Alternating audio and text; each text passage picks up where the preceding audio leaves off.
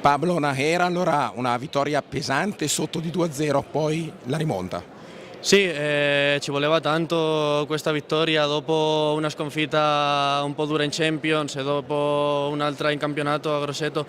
Penso che abbiamo parlato bene questa settimana cosa dobbiamo fare e abbiamo lavorato benissimo. Penso che quelli due gol quando abbiamo cominciato la partita noi stiamo attaccando di più, hanno arrivato penso 2 o 3 volte, hanno fatto 2 gol, ma questa squadra tiene questo e abbiamo lavorato tantissimo e quindi l'abbiamo rimontato bene, penso. Ecco, una bella rimonta, poteva essere difficile, 2 sconfitte, 2-0, ma la squadra poi ha reagito.